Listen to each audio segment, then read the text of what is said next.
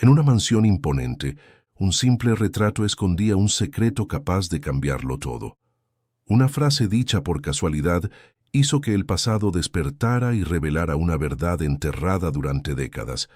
Dos destinos, separados por el dolor, se cruzarían nuevamente gracias al coraje de una mujer sencilla. Lo que comenzó como un encuentro común terminaría como un milagro imposible de explicar.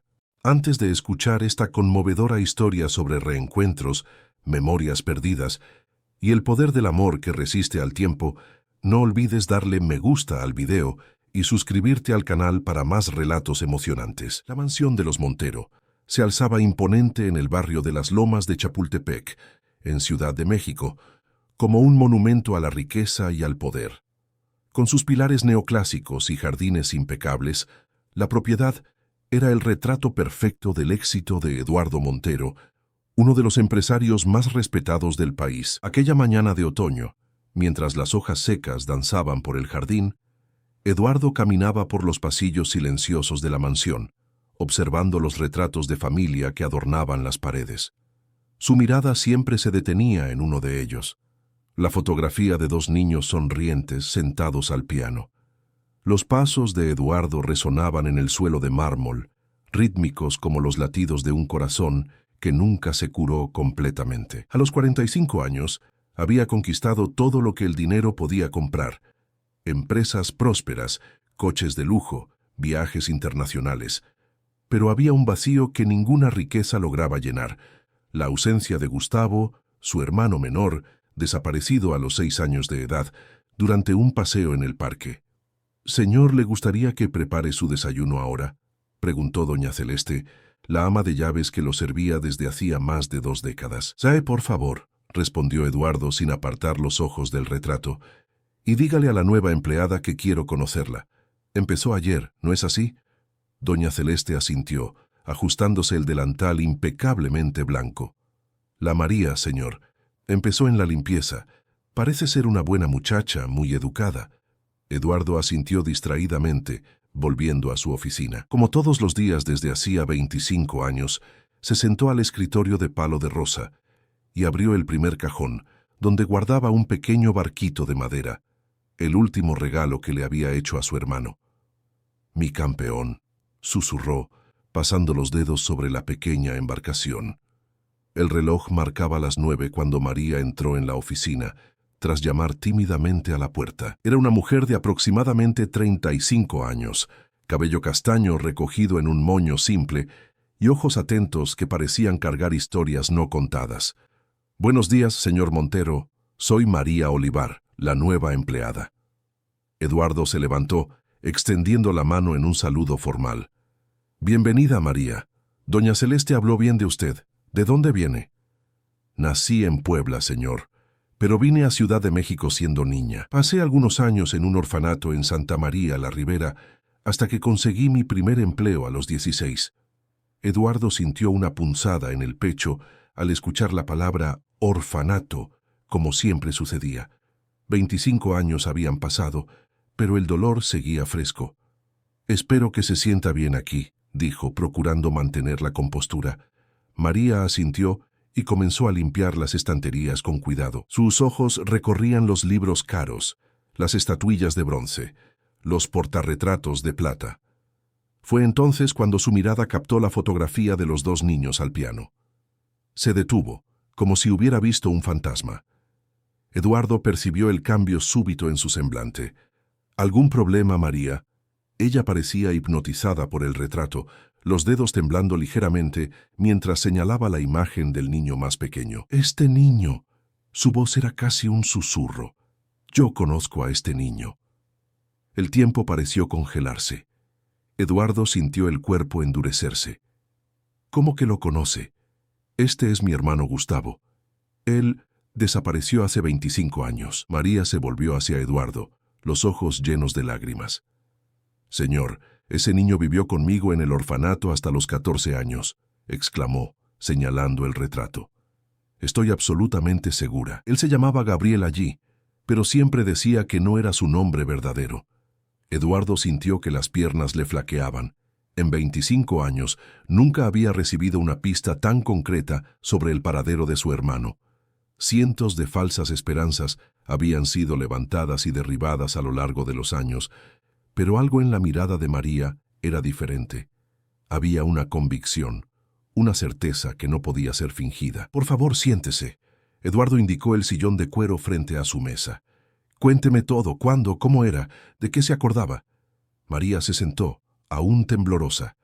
«Fue en el orfanato Santa Clara, en Santa María la Ribera. Llegué allí con 7 años, y él ya estaba. Debía tener unos 8 o 9 años en la época.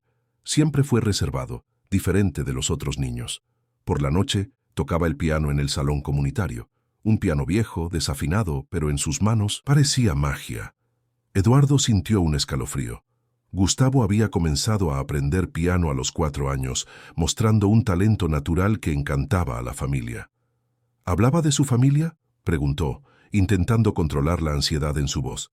«Sí, pero las monjas no le creían. Decían que eran fantasías, que él había sido abandonado como todos nosotros. Pero él insistía. Hablaba de una casa grande, con jardín y un piano de cola negro. Contaba sobre el hermano mayor que lo llamaba mi campeón. Aquellas palabras golpearon a Eduardo como un rayo. Mi campeón era exactamente como él llamaba a Gustavo. Era un código entre ellos, una broma particular que nadie más conocía.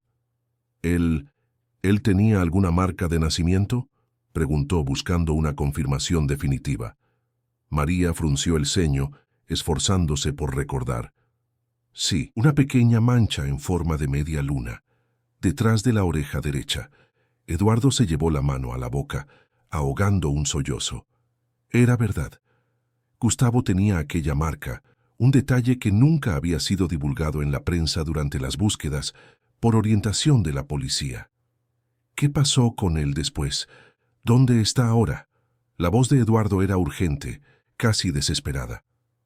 Él huyó del orfanato a los 14 años, después de una discusión con uno de los celadores. Nadie más tuvo noticias de él. Yo salí de allí 2 años después, cuando conseguí un empleo como ayudante de cocina. María hizo una pausa, observando la angustia en el rostro de Eduardo. Pero dejó algo antes de irse. Un dibujo. ¿Un dibujo? ¿De qué? Una casa grande, con jardín, 2 niños de la mano delante de un piano y una frase escrita debajo. «Un día, mi hermano me encontrará». Eduardo no pudo contener más las lágrimas. 25 años de dolor reprimido se desbordaron de una sola vez. María, percibiendo el impacto de sus palabras, permaneció en silencio respetuoso. Después de algunos minutos, Eduardo se levantó, determinado. «María, necesito que me lleve a ese orfanato. Necesito hablar con las personas que conocieron a mi hermano, ver ese dibujo si aún existe». «El orfanato cerró hace 10 años, señor. Pero sé que la hermana Concepción, que era la directora, todavía vive en un convento en Santa María la Ribera. Ella guardaba todas las pertenencias de los niños que pasaron por allí». Eduardo cogió el teléfono, llamando inmediatamente a su asistente personal. «Cancele todos mis compromisos de esta semana y llame a Ricardo inmediatamente». Ricardo Montenegro era el jefe del equipo de seguridad de Eduardo, un ex policía que había participado en las búsquedas de Gustavo 2 décadas antes. Mientras esperaba, Eduardo miró nuevamente el retrato de los 2 niños al piano. Por primera vez en 25 años, sentía una esperanza real de reencontrar a su hermano. La promesa silenciosa que había hecho delante de aquel mismo retrato todas las noches. «Te encontraré, mi campeón», finalmente parecía posible de ser cumplida. 25 años, murmuró Eduardo, enjugándose las lágrimas. Pero no es demasiado tarde, nunca es demasiado tarde. En el jardín de la mansión, las hojas secas continuaban su danza al viento, testigos silenciosos del inicio de una jornada que cambiaría para siempre la vida de los hermanos Montero. El viaje hasta el barrio de Santa María la Ribera fue silencioso. Eduardo conducía su propio coche, contrariando el protocolo de seguridad que Ricardo siempre intentaba imponer. María se sentaba en el asiento del pasajero, mirando por la ventana mientras el paisaje urbano de Ciudad de México desfilaba afuera.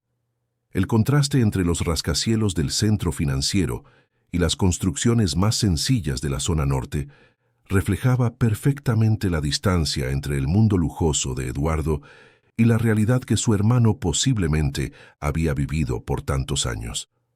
«Fue allí», dijo María de repente, señalando un conjunto de edificios antiguos. «El orfanato estaba en ese terreno. Ahora es un conjunto habitacional». Eduardo estacionó el coche y observó el lugar por algunos instantes. ¿Cómo sería la vida de Gustavo allí? ¿Cuántas noches su hermano había pasado en aquel lugar soñando con el hogar del cual había sido arrancado? «El convento de la Hermana Concepción queda a 2 cuadras más adelante», indicó María. Al llegar, fueron recibidos por una novicia joven que los condujo hasta un jardín interno, donde una señora de aproximadamente 80 años regaba plantas en macetas de cerámica. A pesar de la edad avanzada, Hermana Concepción mantenía una mirada viva y movimientos precisos. «Hermana Concepción, estos son Eduardo Montero y María Olivar. Les gustaría hablar con usted», presentó la novicia. La anciana se volvió lentamente, ajustándose las gafas de montura fina. «María Olivar. Ah, sí, la pequeña María del piano, ¿verdad? ¿Usted tocaba con Gabriel?» María sonrió emocionada por ser recordada. «Sí, hermana. Es sobre Gabriel que hemos venido a hablar. En realidad, creemos que su nombre verdadero es Gustavo Montero, hermano del señor Eduardo». Los ojos de la monja se abrieron ligeramente, colocó la regadera sobre una mesa de piedra y les hizo un gesto para que se sentaran en los bancos del jardín. «Entonces él tenía razón todo el tiempo», murmuró, más para sí misma que para los visitantes. Eduardo se sentó frente a la religiosa, su corazón acelerado. «¿Usted se acuerda de él?» «¿Cómo podría olvidarlo? Gabriel, o Gustavo como usted dice, era un niño especial, diferente. Mientras los otros niños jugaban, él pasaba horas al piano. Autodidacta, aprendió solo. Decía que ya sabía tocar, que solo estaba recordando». «¿Y cómo llegó al orfanato?», preguntó Eduardo, intentando mantener la voz firme. La monja respiró hondo, como si organizara las memorias. «Fue en 1998, si no me equivoco. Una asistente social lo trajo, diciendo que había sido encontrado solo en una estación de autobuses. Tenía documentos, un acta de nacimiento a nombre de Gabriel Silva. Todo parecía en orden». «Pero no lo era», interrumpió Eduardo. «No, no lo era», concordó la monja. «Nos dimos cuenta después de algún tiempo de que los documentos eran falsificados, pero eso sucedía con frecuencia en aquella época, lamentablemente.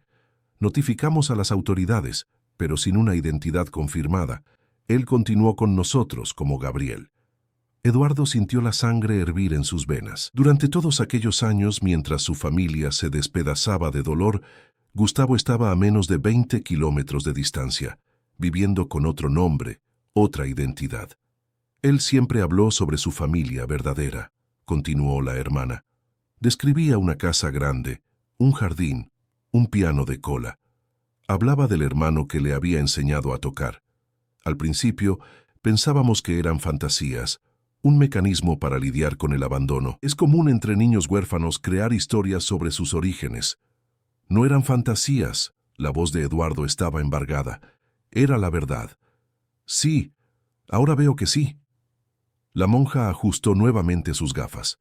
Él tenía pesadillas frecuentes. Se despertaba gritando, diciendo que alguien lo había llevado del parque. Decía que no lograba ver el rostro de la persona, solo recordaba haber sido colocado en un coche.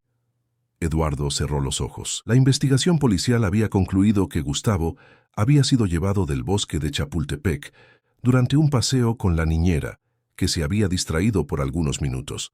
Nunca encontraron testigos que hubieran visto el secuestro. «Nuestros padres nunca se recuperaron», dijo Eduardo reviviendo las memorias dolorosas. «Mi madre enfermó de tristeza. Pasaba los días sentada al piano que Gustavo solía tocar, esperando que él volviera. Mi padre se sumergió en el trabajo hasta el agotamiento. Nuestra familia fue destrozada». Hermana Concepción asintió con empatía. «Lo lamento mucho. Si hubiéramos sabido, si hubiéramos creído al niño desde el principio». «¿Qué pasó después de que él huyera?», preguntó Eduardo. Él tuvo una discusión con uno de los empleados que le prohibió usar el piano después del horario permitido. A la mañana siguiente, había desaparecido. Dejó solo un dibujo debajo de la almohada. «¡El dibujo!», exclamó María. «¿Usted aún lo tiene?». Hermana Concepción se levantó con alguna dificultad. «Vengan conmigo». Siguieron a la monja hasta una pequeña sala adyacente al claustro. Allí, un archivo de metal contenía carpetas organizadas por año. Abrió un cajón y retiró una carpeta etiquetada con el nombre Gabriel Silva, 1998-2006. Guardo las pertenencias de todos los niños que pasaron por el orfanato. Algunos vuelven años después buscando vestigios de su pasado. Con manos cuidadosas, retiró de la carpeta un papel amarillento por el tiempo. Era un dibujo hecho a lápiz, una casa grande, muy parecida a la mansión de los Montero, 2 niños de la mano delante de un piano, y la frase que María había mencionado: «Un día mi hermano me encontrará». Eduardo cogió el dibujo con manos temblorosas. Era la caligrafía de Gustavo, la misma que él recordaba de las notas que intercambiaban cuando eran niños. En el reverso del papel había otra frase: «Piano significa suave en italiano. Mi hermano me enseñó eso». Una memoria súbita invadió a Eduardo. La víspera de la desaparición de Gustavo, habían hecho un juego de palabras extranjeras.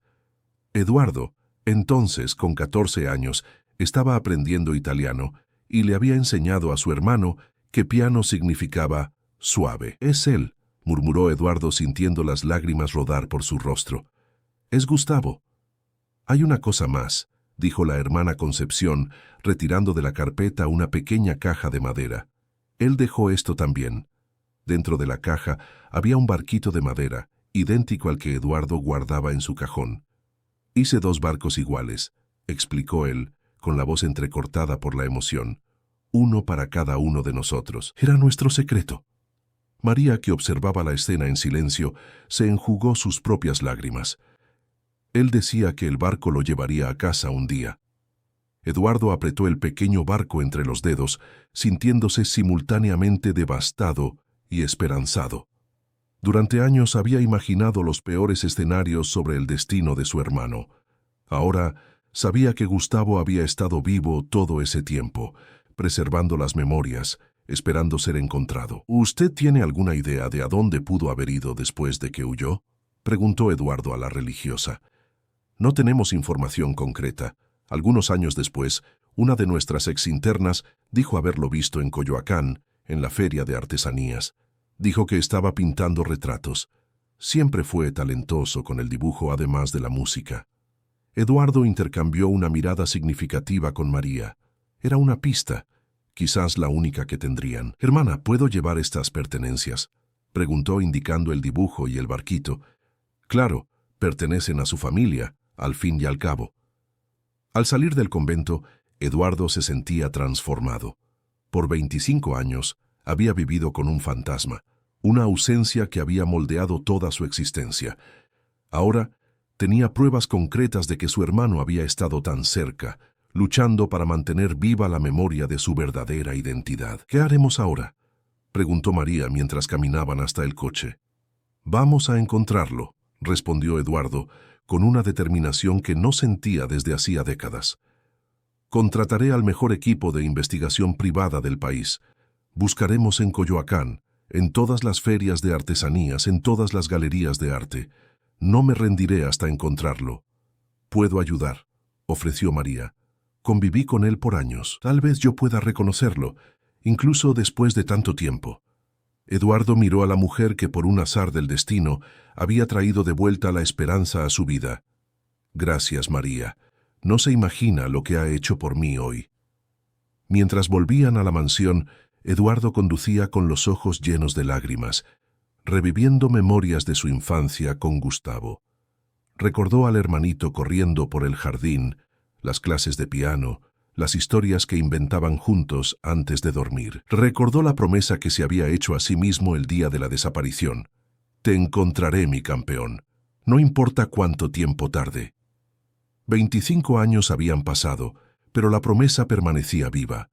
Y ahora, por primera vez, parecía posible cumplirla. Al llegar a la mansión, Eduardo fue directo al piano de cola en la sala de música. Abrió la tapa y tocó una melodía simple, la primera que le había enseñado a Gustavo. Las notas resonaron por la casa vacía, como una llamada a través del tiempo. «Ya llego, mi campeón», susurró para sí mismo. «Ya llego». Aquella misma noche, Eduardo se reunió con Ricardo y su equipo de seguridad. Les presentó la nueva información y ordenó que iniciaran inmediatamente una búsqueda en Coyoacán y en todas las ferias de artesanías y galerías de arte de la zona metropolitana de Ciudad de México. «Quiero discreción absoluta», instruyó. «Si está allí, no quiero asustarlo. Necesitamos abordarlo con cuidado». Ricardo, que había acompañado de cerca el sufrimiento de Eduardo a lo largo de los años, asintió con seriedad. «Lo encontraremos, jefe. Esta vez lo encontraremos». Mientras el equipo se retiraba para iniciar los preparativos, Eduardo permaneció solo en su oficina, contemplando el dibujo dejado por Gustavo en el orfanato. Aquel trazo infantil que representaba a los dos hermanos de la mano delante del piano era más que un recuerdo. Era una promesa, un lazo que ni el tiempo ni la distancia habían logrado romper. «Un día mi hermano me encontrará», leyó nuevamente, pasando los dedos sobre las palabras escritas con la caligrafía vacilante de un niño. Eduardo sonrió a través de las lágrimas. Y ese día llegó, mi campeón. Ese día finalmente llegó. La feria de artesanías de Coyoacán bullía de vida aquel domingo soleado. Turistas y capitalinos paseaban entre puestos coloridos, apreciando obras de arte, esculturas de madera y bisutería artesanal. Eduardo, vestido discretamente con jeans y camiseta, observaba cada rostro, cada movimiento, en busca de alguna señal de su hermano. María caminaba a su lado mientras Ricardo y otros dos guardias se mantenían a una distancia estratégica, intentando no llamar la atención. Ya era la tercera feria que visitaban en 2 semanas. Las búsquedas estaban siendo meticulosas, pero hasta ahora infructuosas. «Todavía nos queda la mitad de la feria por revisar», dijo María, percibiendo el desánimo en la mirada de Eduardo. «Y si no encontramos nada hoy, todavía tenemos la feria de Santa María la Ribera la próxima semana». Eduardo asintió, agradecido por el optimismo de la mujer que, en tan poco tiempo, se había convertido en una socia esencial en esta búsqueda. En los últimos días, María había contado más sobre su convivencia con Gabriel en el orfanato, cómo él se aislaba de los otros niños, cómo pasaba horas al piano o dibujando, cómo a veces se despertaba llorando, llamando a su hermano. «Él nunca se rindió contigo», había dicho María la noche anterior, mientras tomaban té en el balcón de la mansión. Incluso cuando todos decían que estaba inventando historias, él nunca dejó de creer que un día volvería a casa. Esas palabras le daban a Eduardo la fuerza necesaria para seguir buscando. «Veamos en esa sección de pintores», sugirió, señalando un conjunto de puestos donde artistas exponían sus trabajos. Caminaron lentamente, examinando cada puesto. Había paisajes, naturalezas muertas, retratos, arte abstracto, un caleidoscopio de estilos y técnicas. Eduardo observaba especialmente a los artistas que hacían retratos en vivo, pero ninguno de ellos se parecía remotamente a su hermano. Fue entonces cuando María se detuvo abruptamente ante una tela expuesta en el lateral de un pequeño puesto. Era un retrato de un niño sentado al piano, visto de espaldas, pero con el rostro parcialmente visible de perfil. La luz suave que bañaba la escena creaba una atmósfera nostálgica, casi etérea. «Eduardo», lo llamó ella, con la voz temblorosa. «Mira esto». Él se acercó y sintió el corazón acelerarse. Había algo familiar en el estilo, en la manera en que la luz era capturada, en la composición meticulosa. Más que eso, el niño retratado recordaba vagamente al propio Gustavo cuando era niño. «¿Dónde está el artista?», preguntó Eduardo a la dueña del puesto vecino, una señora que vendía ganchillo. «¿Rafael? Él viene solo los primeros domingos del mes. Hoy es el tercer domingo». «¿Rafael?», repitió Eduardo sintiendo una punzada de decepción. No era el nombre que esperaba escuchar. «Sí, Rafael Almeida, un muchacho reservado, muy talentoso. Hace estos retratos hermosos, especialmente de niños». ¿Usted sabe dónde podemos encontrarlo?, preguntó María. La mujer dudó, mirándolos con desconfianza. ¿Por qué quieren saber? ¿Tiene problemas con alguien? No, nada de eso, se apresuró Eduardo. Soy un coleccionista de arte. Me interesó su trabajo. Me gustaría encargar algunas obras. La explicación pareció satisfacer a la mujer, que se relajó visiblemente. Ah, entiendo. Bueno, no sé dónde vive exactamente, pero sé que también expone en la feria nocturna de la colonia Roma, los jueves. Tal vez lo encuentren allí. Eduardo agradeció y compró la tela del niño al piano, pagando el doble del precio pedido. Mientras caminaban de vuelta al coche, él y María examinaban cada detalle de la pintura. «Mira esto», dijo María, señalando un pequeño detalle en la esquina inferior de la tela. En lugar de la tradicional firma, había un minúsculo barco dibujado, casi idéntico al barquito de madera que Gustavo había guardado todos aquellos años. «Es él», murmuró Eduardo, sintiendo una emoción que apenas podía contener. «Tiene que ser él». Ricardo se acercó, curioso. «¿Encontraron algo, jefe?» «Quizás», respondió Eduardo mostrando la tela.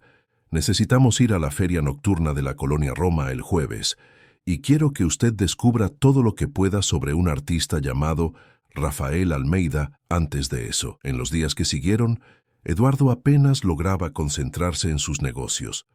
Pasaba horas mirando la pintura, buscando en ella señales que confirmaran sus sospechas. El barquito era una evidencia fuerte, pero necesitaba estar seguro. El miércoles, Ricardo trajo la primera información sobre Rafael Almeida. «No encontramos mucho, jefe. Él no tiene redes sociales ni sitio web profesional.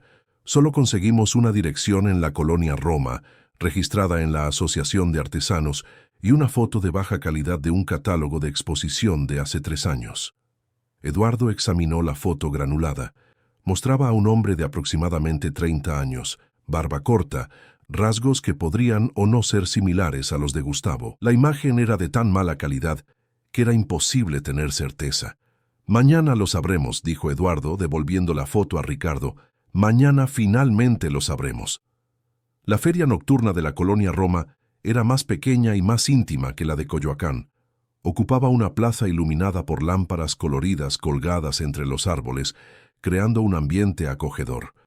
Artesanos y artistas exponían sus trabajos en pequeños puestos, mientras un saxofonista tocaba jazz en un rincón de la plaza. Eduardo, María y el equipo de seguridad llegaron a las 8 de la noche, cuando la feria estaba en plena actividad. Recorrieron metódicamente cada pasillo, cada puesto, en busca de Rafael Almeida. Después de casi 1 hora de búsquedas infructuosas, María tocó el brazo de Eduardo. «Allí», dijo ella, señalando un puesto simple en la esquina de la plaza. Un hombre de aproximadamente 30 años, cabello castaño y barba corta, pintaba el retrato de una niña que posaba pacientemente frente a él. Eduardo sintió el corazón acelerarse. Incluso a distancia, había algo familiar en el perfil del hombre, en la manera en que inclinaba ligeramente la cabeza mientras trabajaba. «Me acercaré solo», dijo a María y Ricardo. «Quédense aquí». Caminó lentamente hasta el puesto, intentando controlar la respiración, las piernas, los pensamientos. 25 años de búsqueda, de sufrimiento, de esperanza nunca completamente abandonada, culminaban en este momento. El artista no notó su aproximación, concentrado como estaba en su trabajo. Eduardo lo observó por algunos instantes, estudiando sus rasgos. El tiempo y las experiencias habían modificado aquel rostro, pero los ojos eran los mismos que Eduardo recordaba de la infancia. «Su técnica es impresionante», dijo finalmente, con la voz más firme que logró imponer. El hombre levantó la mirada, sorprendido con el elogio. «Gracias», respondió con una sonrisa educada. «Trabajo con retratos desde hace muchos años». «¿Puedo ver otras obras suyas?», preguntó Eduardo, indicando un portafolio que reposaba sobre la mesa. «Claro». Mientras hojeaba el portafolio, Eduardo percibió un patrón. Muchas de las pinturas retrataban niños al piano o niños mirando al horizonte, siempre con un aire de nostalgia, de espera. Y en todas ellas, casi escondido, estaba el pequeño barco que servía de firma. ¿Por qué el barco?, preguntó, señalando la minúscula embarcación en una de las telas. El hombre dudó por un instante, como si la pregunta lo hubiera sorprendido. «Es una larga historia», respondió finalmente. «Algo de mi infancia. Un símbolo de retorno al hogar, supongo». Eduardo sintió un nudo en la garganta. Era la hora de la verdad. «Tengo algo para mostrarle», dijo, retirando del bolsillo el pequeño barco de madera que Gustavo había dejado en el orfanato. Los ojos del hombre se abrieron al ver el objeto. Su rostro palideció, y por un momento pareció que iba a desmayarse. ¿Dónde consiguió esto?», preguntó con la voz casi inaudible. «En el orfanato Santa Clara. Su hermana Concepción lo guardó todos estos años». El hombre cogió el barquito con manos temblorosas, examinándolo como si fuera la cosa más preciosa del mundo. «Pensaba que lo había perdido para siempre», murmuró. «No», dijo Eduardo, sintiendo las lágrimas comenzar a caer. «No estaba perdido, así como usted nunca estuvo realmente perdido, mi campeón». Al escuchar aquellas palabras, «mi campeón», el hombre levantó los ojos, que ahora desbordaban de lágrimas. No había más dudas, no había más vacilación. 25 años habían pasado, pero en aquel instante, a través de las lágrimas, ellos eran nuevamente los dos niños que jugaban en el jardín de la mansión de los Montero. «¿Eduardo?», susurró el hombre, su voz embargada por la emoción. «¿Eres realmente tú?». Eduardo asintió, incapaz de hablar. Sin importarle las miradas curiosas alrededor, dio la vuelta a la mesa y abrazó al hermano que pensó haber perdido para siempre. Gustavo, o Rafael como se llamaba ahora, correspondió al abrazo con igual intensidad, como si temiera que al soltarlo, el hermano pudiera nuevamente desaparecer. Por largos minutos permanecieron así, abrazados, dejando que las lágrimas lavaran 2 décadas y media de separación, de dolor, de espera. Cuando finalmente se separaron, Eduardo vio que María y Ricardo se habían acercado, observando la escena con emoción. «Esta es María», presentó Eduardo. «Fue ella quien lo reconoció en una fotografía en mi casa. Ella estuvo contigo en el orfanato». Gustavo se volvió hacia María, el reconocimiento iluminando su mirada. «María del piano», dijo, con una sonrisa temblorosa. «Tú tocabas conmigo a veces. Eras la única que creía en mis historias». María asintió, enjugándose sus propias lágrimas. «Yo siempre supe que encontrarías tu camino de vuelta a casa». Gustavo miró a la niña que aún esperaba pacientemente por el retrato. «Lo siento», dijo. «Necesito cancelar nuestra sesión hoy. Algo muy importante ha sucedido». La madre de la niña, percibiendo la intensidad emocional del momento, asintió rápidamente. «Sin problemas. Podemos volver otro día». Mientras Gustavo recogía rápidamente sus materiales, Eduardo no podía quitar los ojos de su hermano, como si temiera que pudiera desaparecer nuevamente en cualquier momento. 25 años de búsqueda, de dolor, de esperanza nunca completamente abandonada, culminaban en este instante de reconexión. «Vamos a casa», dijo Eduardo, colocando el brazo alrededor de los hombros de su hermano. «Hay mucho que necesitamos conversar». Gustavo asintió mirando una última vez el barquito de madera que aún sostenía firmemente. «Sí», respondió, con la voz embargada por la emoción. «Vamos a casa». El coche recorría las calles iluminadas de Ciudad de México en dirección a las lomas de Chapultepec. Gustavo observaba la ciudad por la ventana, en silencio, ocasionalmente tocando el pequeño barco de madera como si necesitara asegurarse de que todo aquello era real. Eduardo, sentado a su lado en el asiento trasero, respetaba ese momento de introspección, aunque tuviera miles de preguntas quemando en su mente. «¿Te acuerdas del día?», preguntó finalmente Gustavo sin desviar la mirada de la ventana. «¿Del día en que me llevaron?». Eduardo sintió un apretón en el pecho. Cada minuto. Era un sábado. Mamá estaba enferma, así que papá me pidió que te llevara al bosque de Chapultepec con doña Elena, nuestra niñera. Querías ver los cisnes en el lago. Gustavo cerró los ojos, como si intentara recuperar fragmentos de memoria. «Recuerdo los cisnes y un helado de chocolate. Tú me compraste uno, incluso después de que mamá había dicho que solo podríamos comer después del almuerzo. Una sonrisa triste cruzó los labios de Eduardo. Sí, y prometiste no contárselo a ella. Fue nuestro secreto. ¿Y entonces? Doña Elena recibió una llamada. Dijo que era urgente y se alejó para atenderla. Yo estaba observando a unos chicos jugando fútbol. Cuando me di la vuelta, tú ya no estabas. En el asiento delantero, María y Ricardo escuchaban en silencio, testigos de un diálogo que había esperado 25 años para suceder. Recuerdo a una mujer, dijo Gustavo, frunciendo el ceño con el esfuerzo de recordar. Ella dijo que tú me estabas llamando, que habías encontrado algo para mostrarme. Yo la seguí.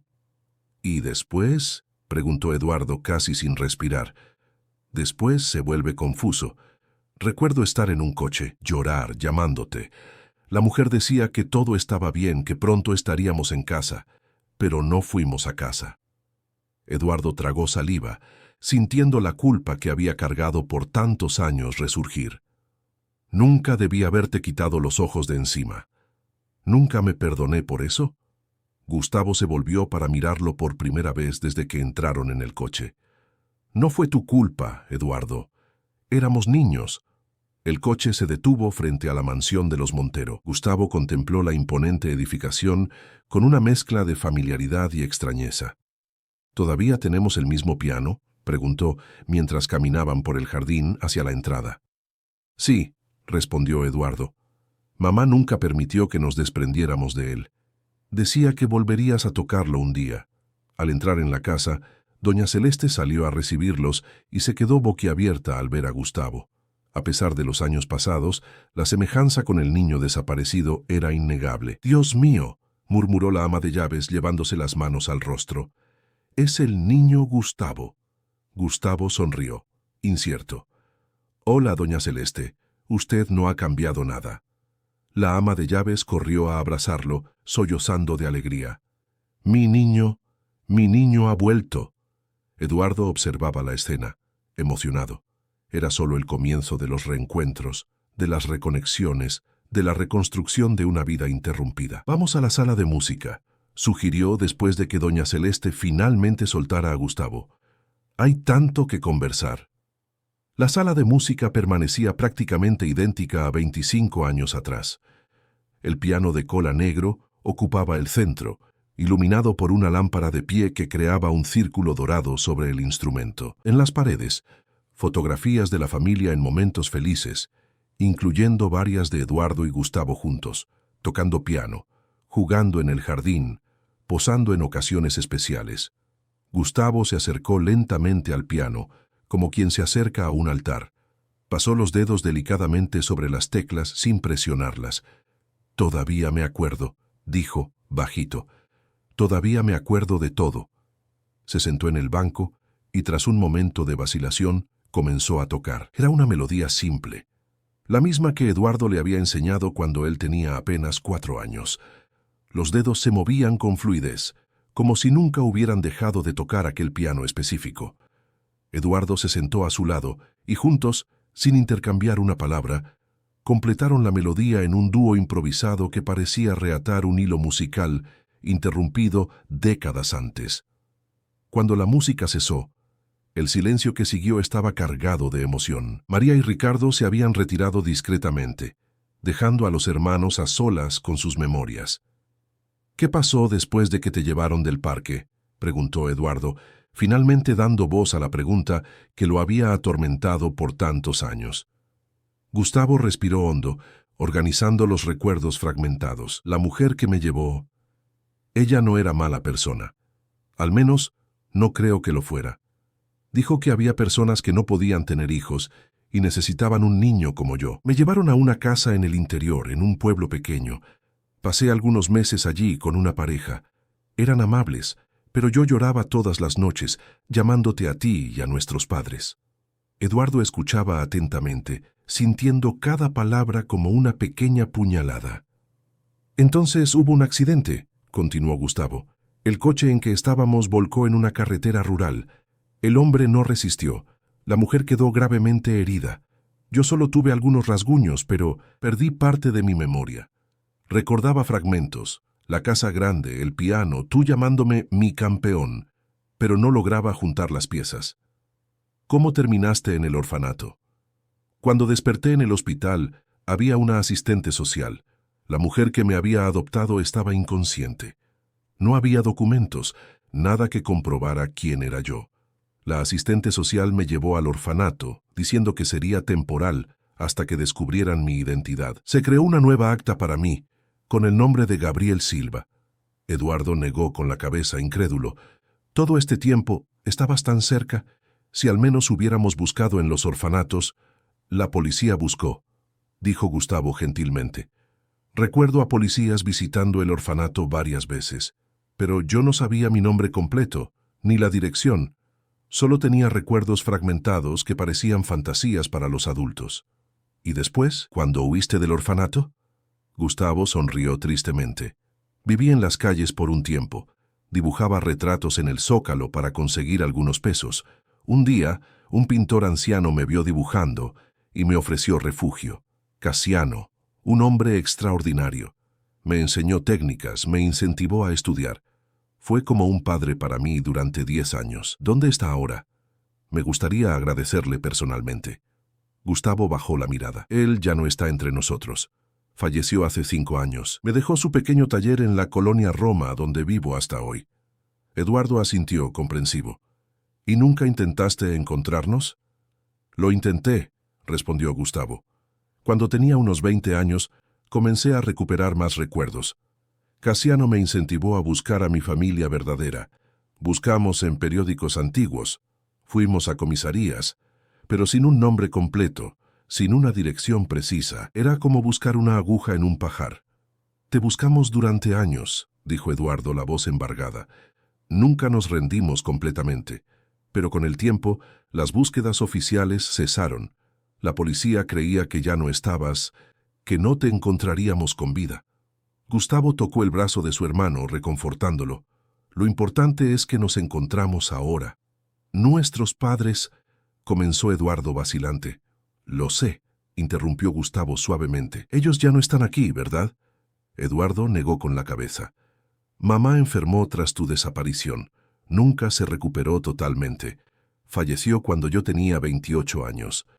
Papá aguantó más tiempo, pero su corazón también estaba roto. Nos dejó hace 8 años. Lágrimas silenciosas rodaron por el rostro de Gustavo. Tenía esperanza de volver a verlos. Ellos nunca te olvidaron, aseguró Eduardo. Nunca perdieron la esperanza de que un día volverías. Mamá dejó una carta para ti por si algún día te encontrábamos. Eduardo se levantó y fue a un escritorio en la esquina de la sala. De un cajón, retiró un sobre amarillento por el tiempo, con el nombre Gustavo, escrito en la delicada caligrafía de su madre. Ella escribió esto poco antes de partir. Me pidió que lo guardara para ti. Gustavo cogió el sobre con manos temblorosas. Lo abrió cuidadosamente y desdobló la carta. La voz, embargada por la emoción, comenzó a leer en voz alta. Mi querido Gustavo, si estás leyendo esta carta, significa que el milagro que siempre esperé finalmente sucedió, y encontraste el camino de vuelta a casa. Aunque yo ya no esté para abrazarte, quiero que sepas que nunca ni por un momento dejé de pensar en ti, de buscarte, de esperarte. El piano aún guarda las melodías que tus deditos tocaban. Las flores del jardín aún florecen como cuando corrías entre ellas. Tu hermano Eduardo mantuvo viva la promesa de encontrarte. Y yo, mi hijo, mantuve viva la certeza de que estabas en algún lugar, creciendo, convirtiéndote en el hombre maravilloso que siempre supe que serías. El amor de madre no conoce tiempo ni distancia. Permanece eterno aguardando el momento del reencuentro, incluso si es en otra dimensión. Sé feliz, mi pequeño pianista.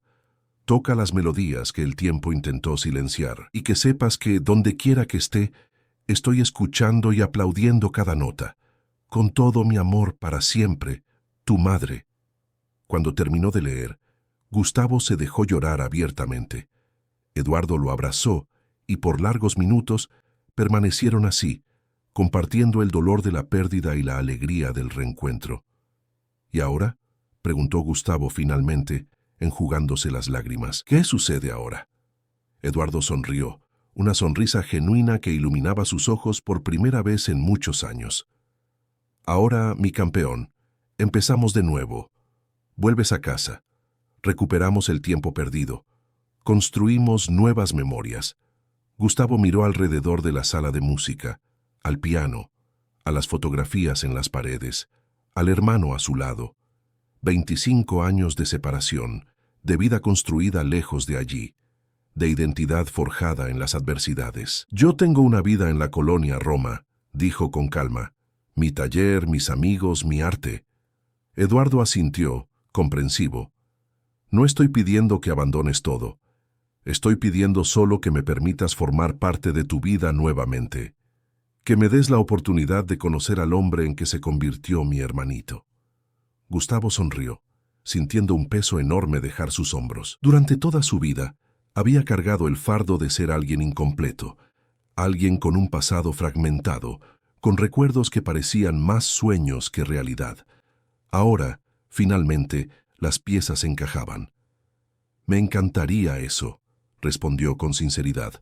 Aquella noche, mucho después de que María y Ricardo se hubieran retirado, los hermanos Montero permanecieron en la sala de música, tocando, conversando, reconectándose a través de las melodías y las memorias. El tiempo había sido cruel al separarlos, pero ahora les ofrecía el don de la reconciliación, del nuevo comienzo. Y en la mansión que por tanto tiempo había estado envuelta en silencio y tristeza, la música volvió a resonar, como una promesa cumplida, como un círculo finalmente cerrado. Los días que siguieron al reencuentro fueron intensos y emocionales. Gustavo dividía su tiempo entre el taller en la colonia Roma y la mansión en las lomas de Chapultepec. Eduardo reorganizó sus compromisos profesionales para estar más presente, acompañando a su hermano en sus redescubrimientos. Juntos visitaron lugares de la infancia, el bosque de Chapultepec, donde todo había comenzado, la escuela donde Gustavo había estudiado hasta los 6 años, la confitería donde solían tomar helado los domingos. Cada lugar desencadenaba nuevas memorias, llenando los huecos de una historia interrumpida. Para Gustavo, era como redescubrir partes de sí mismo que habían permanecido adormecidas por décadas. ¿Te acuerdas de aquella Navidad en que insististe en vestirte de Papá Noel para sorprenderme?, preguntó Gustavo, mientras revisaban álbumes de fotografía en la biblioteca de la mansión. Eduardo rió, sorprendido. ¿Te acuerdas de eso? Tenías solo 5 años. Recuerdo que me di cuenta de que eras tú, porque Papá Noel llevaba las mismas zapatillas que tú, pero fingí creer para no decepcionarte. Esos pequeños recuerdos compartidos eran preciosos para ambos, como piezas de un rompecabezas finalmente reunidas. Mientras tanto, Ricardo y su equipo continuaban investigando las circunstancias de la desaparición de Gustavo. ¿Quién era la mujer que lo había llevado del parque? ¿Cómo había terminado en el orfanato con documentos falsos? Había muchas preguntas aún sin respuesta. Una tarde lluviosa de viernes, un mes después del reencuentro, Ricardo llegó a la mansión con novedades. Eduardo y Gustavo lo recibieron en la biblioteca, donde habían pasado la mañana organizando partituras antiguas. Conseguí información sobre la pareja que se quedó con Gustavo después del secuestro, anunció Ricardo, colocando una carpeta sobre la mesa. Carlos y Mariana Reséndiz vivían en Malinalco, en una finca aislada. Él era ingeniero jubilado, ella enfermera. Gustavo se sentó sintiendo el corazón acelerarse. Era extraño escuchar detalles sobre personas que habían formado parte de su vida, pero de las cuales tenía solo recuerdos nebulosos. ¿Cómo me encontraron?, preguntó. Ricardo abrió la carpeta revelando fotografías y documentos. Conseguimos acceso a archivos policiales antiguos y cruzamos información con registros hospitalarios de la época. El accidente que usted mencionó ocurrió en la carretera entre Malinalco y Tepoztlán, en diciembre de 1998, 6 meses después de su desaparición. Eduardo examinó las fotografías.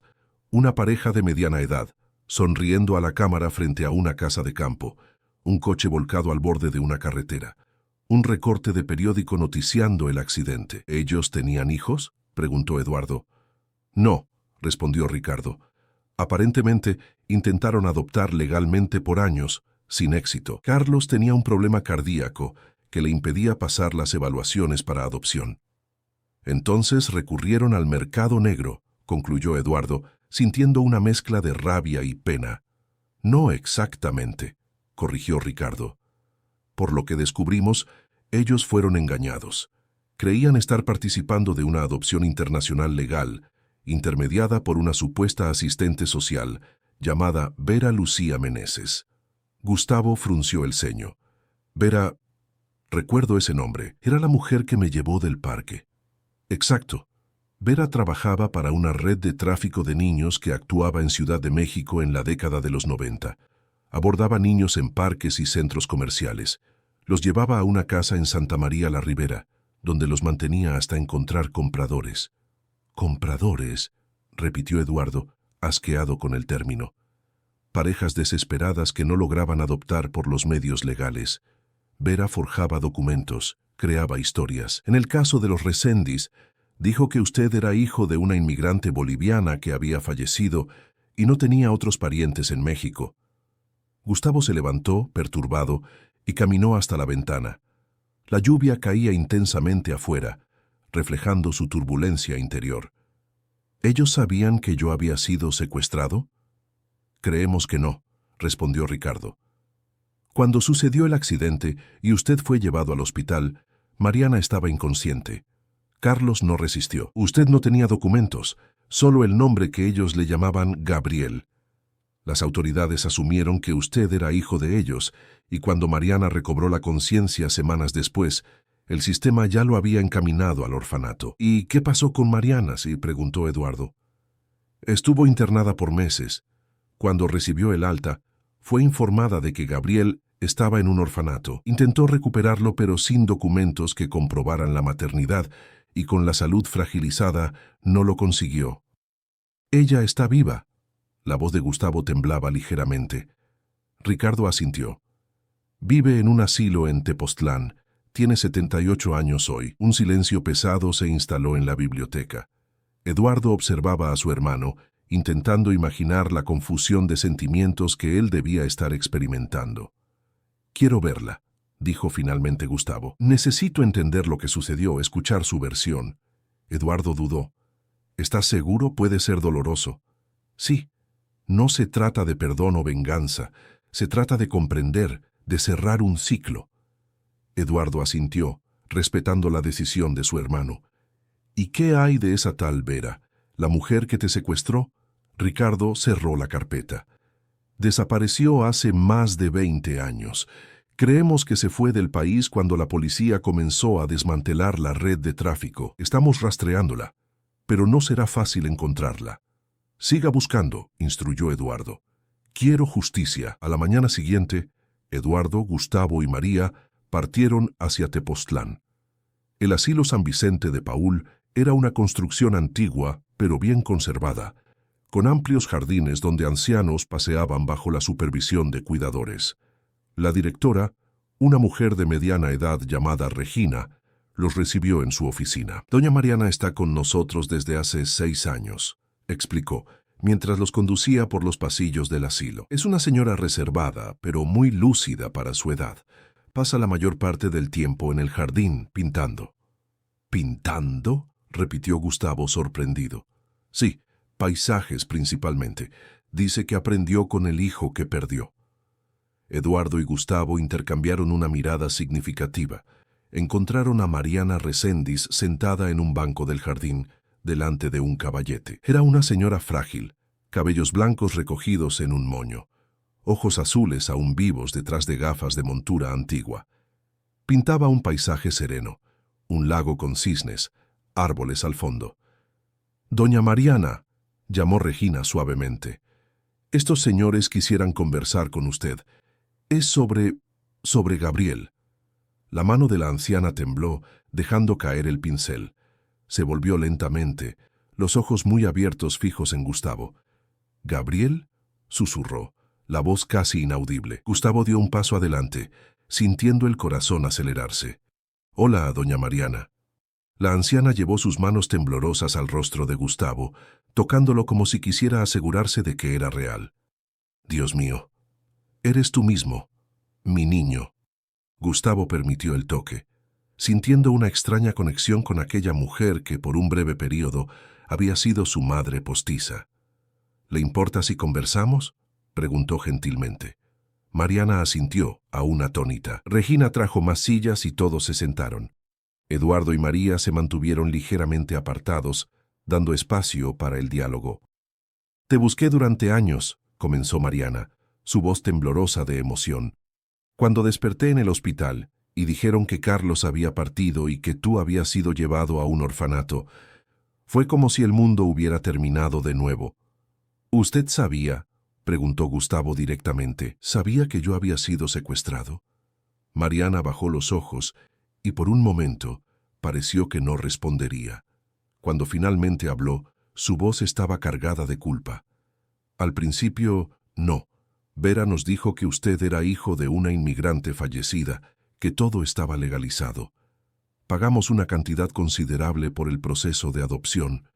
Pero entonces, usted comenzó a hablar sobre su familia verdadera, sobre la casa grande, el piano, el hermano, y las piezas comenzaron a encajar.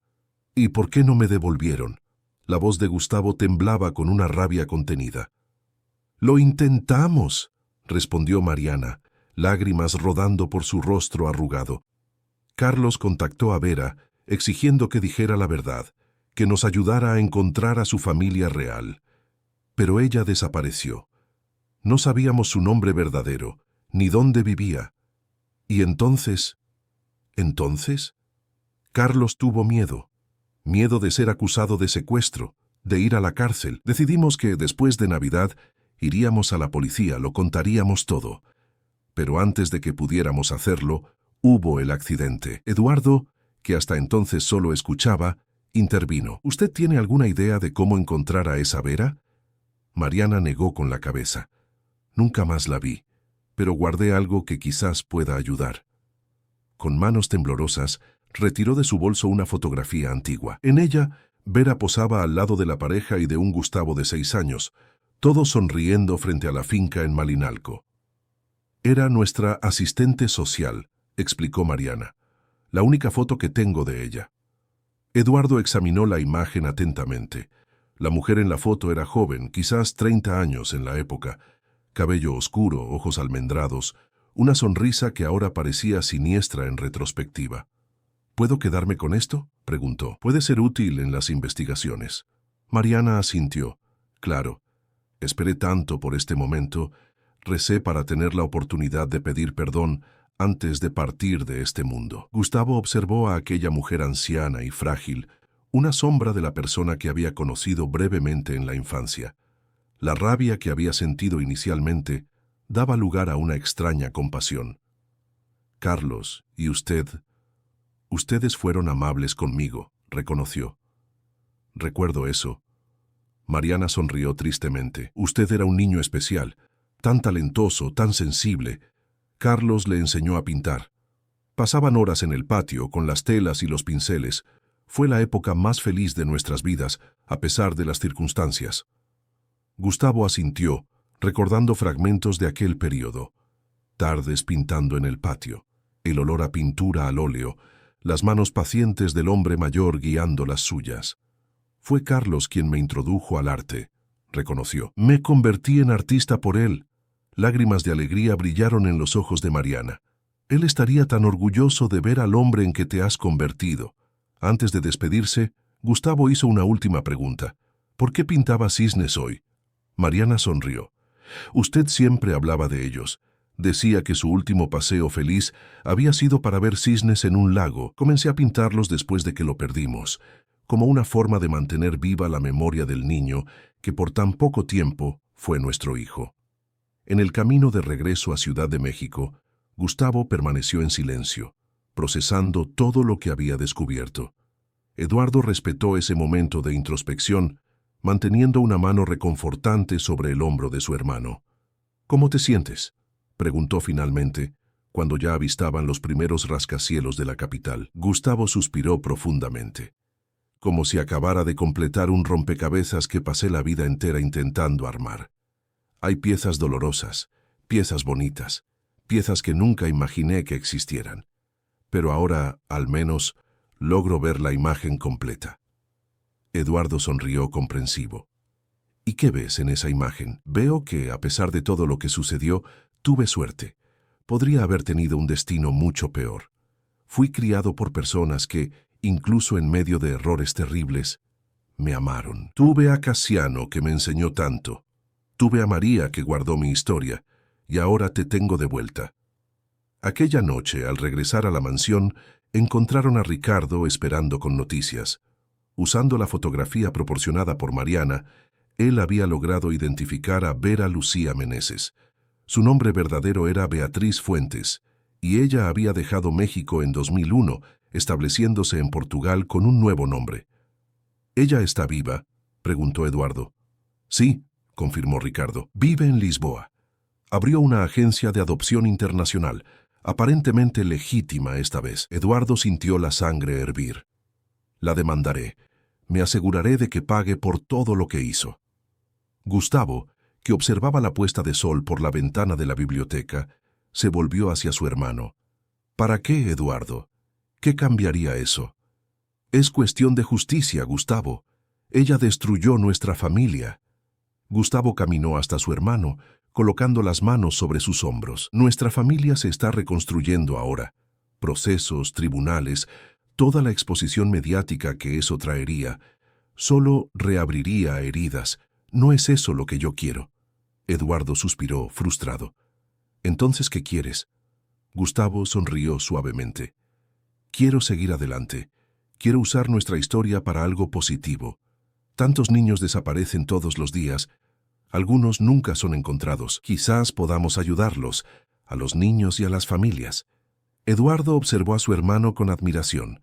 A pesar de todo lo que había vivido, Gustavo se había convertido en un hombre compasivo, capaz de transformar dolor en propósito. «Una fundación», sugirió Eduardo, comenzando a comprender la visión de su hermano. «Podríamos crear una fundación dedicada a encontrar niños desaparecidos y apoyar a sus familias». Los ojos de Gustavo brillaron. «Exactamente, la Fundación Montero para Niños Desaparecidos». En aquel momento, una idea que había nacido del dolor más profundo comenzaba a transformarse en un proyecto de esperanza. Y los hermanos Montero, finalmente reunidos después de 25 años de separación, descubrían un nuevo propósito para su historia. Al día siguiente, mientras trabajaban en los primeros esbozos del proyecto de la fundación, el teléfono sonó. Era del asilo en Tepoztlán. Mariana Reséndiz había fallecido durante la noche tranquilamente en su sueño. Antes de retirarse, había terminado su última pintura, el lago con cisnes, pero ahora había incluido 2 figuras en la orilla, 2 niños de la mano. Gustavo recibió la noticia con un apretón en el pecho, pero también con una extraña sensación de cierre. Era como si Mariana, después de encontrarlo nuevamente y recibir su perdón, hubiera cumplido su última misión en este mundo. «¿Vamos al funeral?», preguntó Eduardo. Gustavo asintió. «Sí, se lo debemos a ella. Y llevaré la pintura al taller. Será la primera pieza de una nueva colección. Caminos de vuelta». Los meses que siguieron fueron de intensa actividad para los hermanos Montero. La idea de la fundación rápidamente tomó forma, impulsada por la determinación de Eduardo y la sensibilidad artística de Gustavo. Juntos, transformaron el tercer piso de la mansión en un espacio dedicado al proyecto. Salas de reunión, un centro de atención a las familias, un área tecnológica para coordinar búsquedas. María, cuya perspectiva única como exinterna del orfanato era valiosa, fue invitada a asumir el cargo de coordinadora de relaciones con instituciones asistenciales. Ricardo, con su experiencia en investigación, se convirtió en el director de operaciones de búsqueda. Un equipo multidisciplinario fue formado, incluyendo psicólogos, asistentes sociales y especialistas en seguridad digital. Una mañana soleada de primavera, Eduardo encontró a Gustavo en el taller improvisado que habían montado en una de las salas de la mansión. El hermano trabajaba en una tela grande, concentrado, pinceladas precisas dando vida a una imagen poderosa, 2 manos infantiles entrelazadas, emergiendo de un fondo de sombras hacia la luz. «Quedó increíble», comentó Eduardo admirando el trabajo. Gustavo sonrió, satisfecho. Será el símbolo de la fundación. ¿Qué te parece? Perfecto. Representa exactamente lo que queremos transmitir. Esperanza, conexión, el camino de la oscuridad hacia la luz. Gustavo dejó el pincel a un lado y contempló la obra casi finalizada. Estuve pensando, quizás deberíamos posponer la inauguración de la fundación. Eduardo frunció el ceño, sorprendido. ¿Por qué? Está todo prácticamente listo. La asesoría de prensa ya comenzó a divulgar. Tenemos el cóctel agendado para el próximo mes. Lo sé, pero... Gustavo dudó. Antes de oficializar esto, quiero hacer algo importante. Algo personal. ¿Qué? Una exposición. Mi primera gran exposición individual. Eduardo sonrió, comprendiendo inmediatamente. Claro. Caminos de vuelta. Gustavo asintió. Exacto. Quiero contar nuestra historia a través del arte, no solo como una catarsis personal, sino como una forma de dar visibilidad a la causa, incluso antes del lanzamiento oficial de la fundación. Es una idea brillante, Gustavo.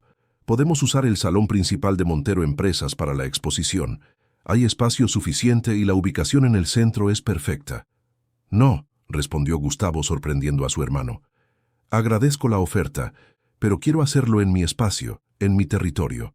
Eduardo entendió inmediatamente. A pesar de la reconciliación, Gustavo aún luchaba por equilibrar sus dos identidades. El niño Gustavo Montero y el hombre Rafael Almeida, que se había construido a partir de la nada. ¿Tu taller en la colonia Roma? Es pequeño, lo sé, pero es importante para mí que la gente vea dónde y cómo viví todos esos años, que entiendan que esta no es solo una historia de pérdida, sino también de supervivencia, de reconstrucción. Eduardo asintió, respetando la decisión de su hermano. ¿Cuándo quieres hacerlo? En 2 semanas. Ya comencé a preparar las obras. Tengo 15 telas casi listas, cada una representando una fase de mi viaje. ¿Necesitas ayuda con la organización? ¿La divulgación? Gustavo sonrió, agradecido por la oferta, pero firme en su independencia. Tengo algunos contactos en el medio artístico. Quiero que sea algo íntimo, auténtico, una exposición que refleje quién soy, no quienes los demás esperan que sea. Eduardo comprendió. Durante los meses de reaproximación, había percibido que, a pesar del amor renovado entre ellos, Gustavo luchaba por no ser engullido por el mundo de los Montero. Era un equilibrio delicado, recuperar la identidad perdida sin perder la que había construido por cuenta propia. En las 2 semanas siguientes, Gustavo prácticamente se mudó al taller en la colonia Roma, sumergiéndose de cuerpo y alma en la finalización de las obras para la exposición. Eduardo respetaba ese espacio, visitándolo ocasionalmente, siempre esperando la invitación explícita de su hermano. En una de esas visitas, Eduardo fue presentado a los amigos que Gustavo había hecho a lo largo de los años, otros artistas, músicos, escritores, una comunidad diversa y vibrante que lo había acogido y apoyado cuando no tenía a nadie. Verlo interactuando con esas personas, siendo claramente amado y respetado por ellas, llenó a Eduardo de una mezcla de alegría y una punzada de melancolía por el tiempo perdido. La noche de la inauguración de la exposición, el pequeño taller en la colonia Roma estaba transformado. Las paredes blancas exhibían las 15 telas que Gustavo había creado especialmente para la ocasión, iluminadas por focos discretos. Una multitud heterogénea circulaba por el espacio.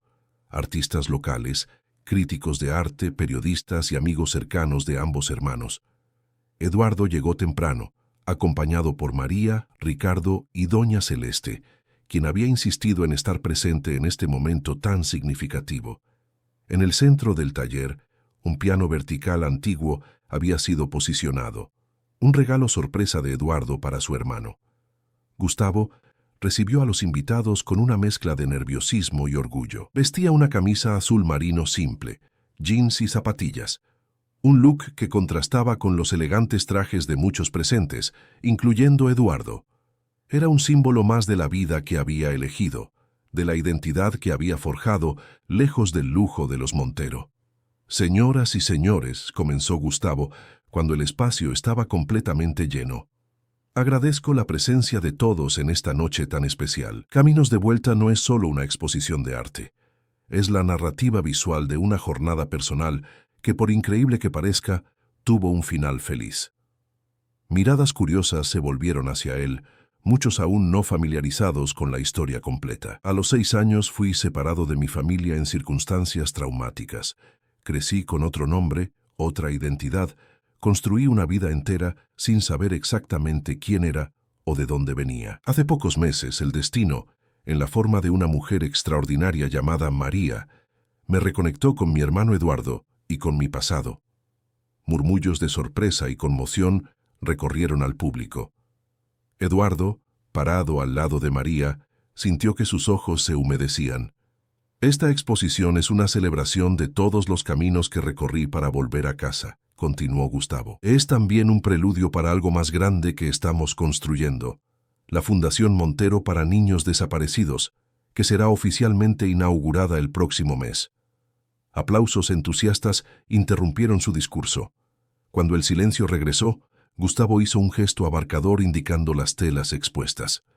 Cada obra aquí representa una etapa de esa jornada. La primera, Fragmentos, retrata las memorias nebulosas de mi primera infancia. Las miradas se volvieron hacia la tela mencionada, una composición abstracta donde manchas de color vibrante emergían de un fondo sombrío, como recuerdos luchando por salir a la luz. Orfanato captura los años de aislamiento, de incomprensión. Mentores es un homenaje a Casiano, el hombre que me acogió de las calles y me enseñó el oficio que se convirtió en mi vida. Barquito representa la esperanza que nunca murió. Eduardo observaba los rostros de los presentes, viendo cómo eran tocados por la historia y por el arte que la transmitía.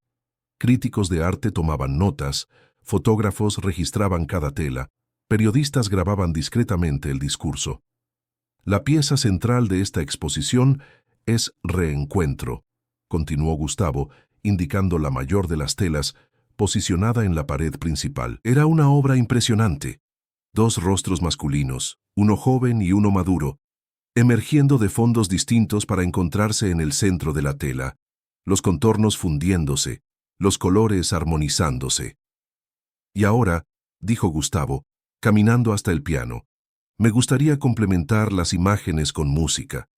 Esta es una composición que creé durante el tiempo en que estuve separado de mi familia. Se llamaba Para alguien que no recuerdo, pero ahora finalmente sé exactamente para quién fue escrita. Se sentó al piano y comenzó a tocar. La melodía era a la vez nostálgica y esperanzadora, con notas graves que evocaban pérdida y soledad, ascendiendo gradualmente hacia una progresión luminosa y reconciliadora. En el clímax de la pieza, para sorpresa de todos, Eduardo caminó hasta el piano y se unió a su hermano, complementando la melodía con una línea armónica perfectamente sincronizada, como si hubieran ensayado durante años. No había ojos secos en el taller cuando la música terminó. Los hermanos permanecieron sentados uno al lado del otro en el banco del piano, las manos aún sobre las teclas, un momento de conexión tan íntimo que casi incomodaba a los presentes por presenciarlo. Después, mientras los invitados circulaban observando las obras, Eduardo notó a un hombre de mediana edad observando atentamente la tela Fragmentos. Había algo familiar en su perfil, en la postura, en la manera en que inclinaba ligeramente la cabeza mientras estudiaba la pintura. «¿Profesor Galván?», llamó Eduardo vacilante. El hombre se volvió, sorprendido. «¿Eduardo Montero? Dios mío, ¿cuánto tiempo?». Renato Galván había sido el profesor de piano de ambos hermanos en la infancia, un músico talentoso que había abandonado una prometedora carrera como concertista para dedicarse a la enseñanza. «¿Usted reconoció a Gustavo?», preguntó Eduardo, indicando a su hermano que conversaba con algunos críticos al otro lado del salón.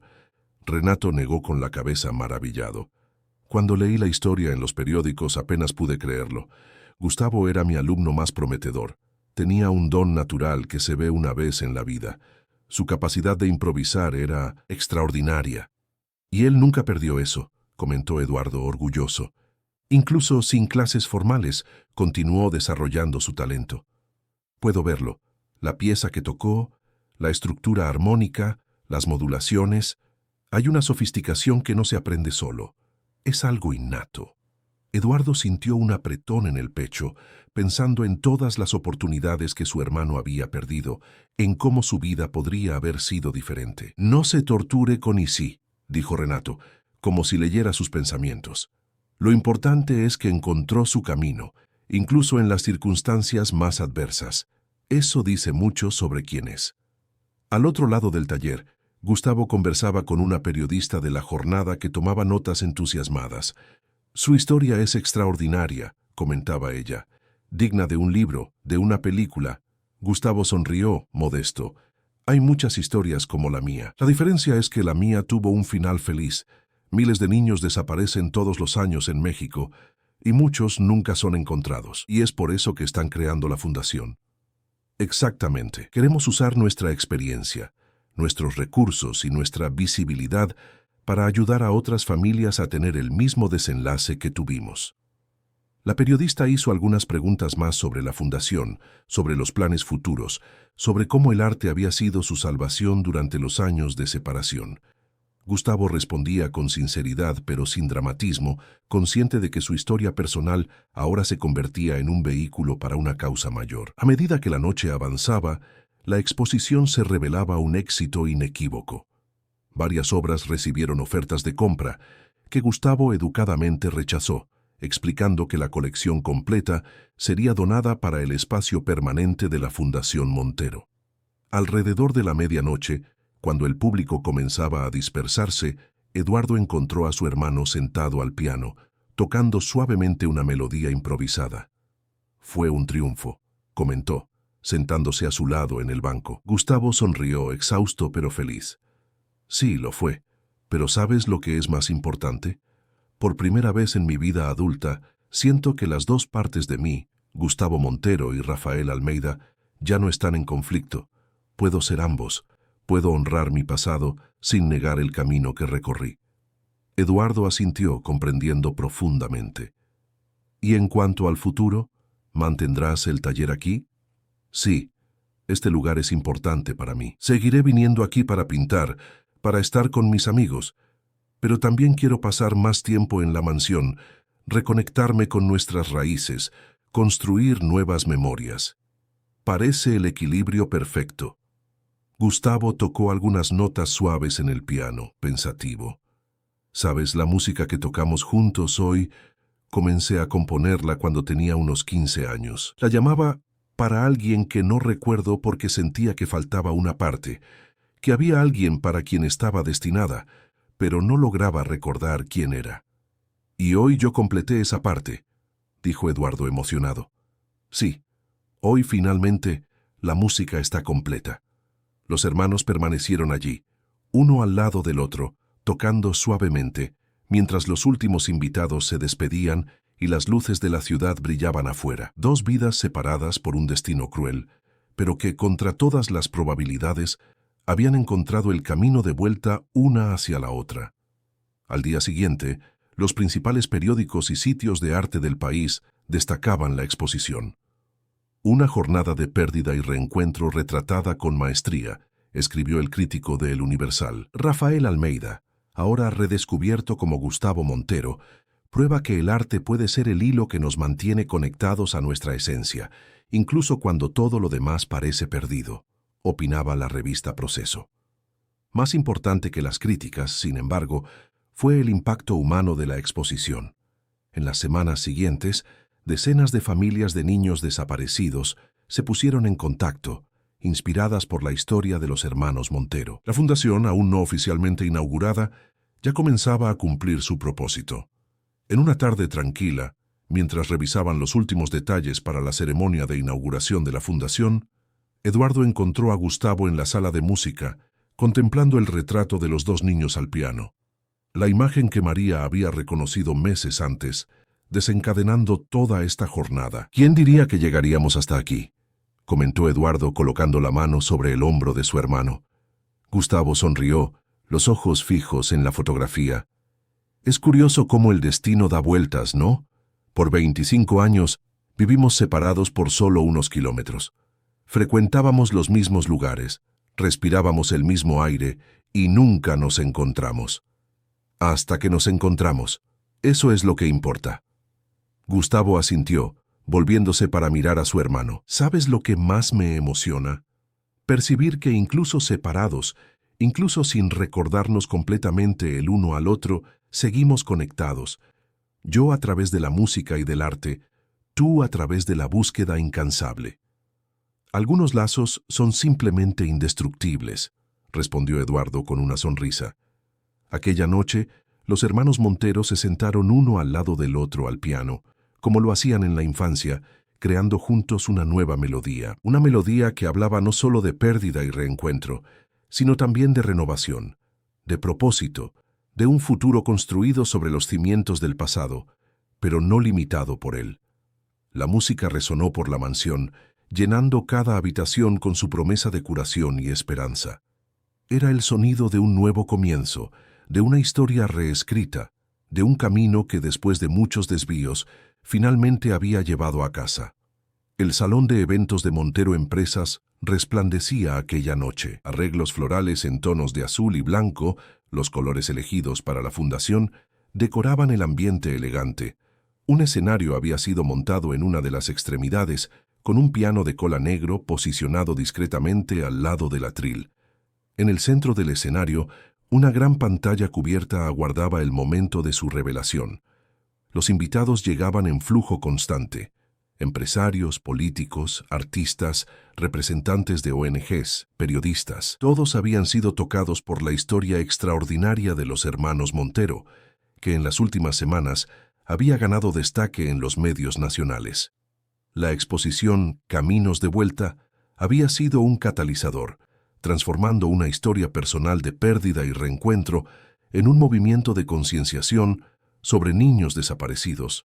En los bastidores, Eduardo ajustaba la corbata, intentando controlar el nerviosismo. A su lado, Gustavo parecía extrañamente sereno, vestido con un traje azul marino que su hermano mayor había insistido en que aceptara como regalo. ¿Estás preparado?, preguntó Eduardo mirando el reloj.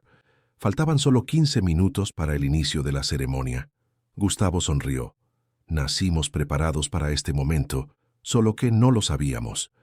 María se acercó, elegante en un vestido verde esmeralda. En los últimos meses, su posición en la vida de los hermanos Montero se había solidificado. De limpiadora a pieza clave en el reencuentro y ahora directora de Relaciones Institucionales de la Fundación, su trayectoria era un testimonio de cómo el destino podía entrelazar vidas de maneras inesperadas. «Está todo listo», informó ella. «La prensa está posicionada. Los invitados están siendo recibidos. Y la presentación audiovisual fue probada 3 veces». «¿Y los representantes de las familias?», preguntó Gustavo, refiriéndose a las 5 familias de niños desaparecidos que habían sido especialmente invitadas para la ceremonia. «Están siendo acomodados en la primera fila como se solicitó». Eduardo respiró hondo. «Entonces creo que es hora». Los 3 caminaron hasta la entrada del salón, donde Ricardo aguardaba, impecable en su traje negro, coordinando al equipo de seguridad. Desde el reencuentro de los hermanos, el expolicía se había convertido no solo en un empleado leal, sino en un amigo verdadero, invirtiendo toda su experiencia profesional en la estructuración del área operativa de la fundación. ¿Todo bajo control, Ricardo?, preguntó Eduardo. «Absolutamente, señor. Podemos comenzar cuando quiera». Los 4 intercambiaron miradas significativas. Lo que había comenzado como una búsqueda personal se había transformado en un proyecto colectivo, uniendo a personas de diferentes orígenes en torno a un propósito común. «Vamos», dijo Eduardo, dando la señal para que las puertas del salón fueran completamente abiertas. Al entrar, fueron recibidos con aplausos cálidos. Rostros conocidos y desconocidos sonreían, algunos con lágrimas en los ojos, conmovidos por la historia que allí culminaba. Eduardo guió al grupo hasta el escenario, saludando a la gente en el camino, mientras Gustavo observaba todo con una mezcla de emoción y aprensión. Era la primera vez que él participaba en un evento de esta magnitud como Gustavo Montero, heredero de la fortuna y del nombre de los Montero. Por tanto tiempo, había vivido como Rafael Almeida, el artista discreto de la colonia Roma que la magnitud del momento casi lo sobrecargaba. Eduardo, percibiendo la vacilación de su hermano, apretó ligeramente su hombro en un gesto de apoyo. Gustavo sonrió agradecido, encontrando fuerza en aquella conexión que, aunque interrumpida por 25 años, nunca había dejado de existir en un nivel más profundo. Cuando alcanzaron el escenario y tomaron sus lugares, el murmullo de la platea gradualmente cesó. Eduardo se acercó al micrófono. «Buenas noches a todos», comenzó, su voz firme resonando por el salón. «Es con inmensa emoción que los recibimos en esta noche histórica. Histórica no solo para mi familia, sino, esperamos, para todas las familias mexicanas que viven la pesadilla de tener un niño desaparecido». El silencio era absoluto, todas las atenciones puestas en sus palabras. Muchos de ustedes ya conocen nuestra historia. Algunos la acompañaron por los medios, otros tuvieron el privilegio de vivirla de cerca.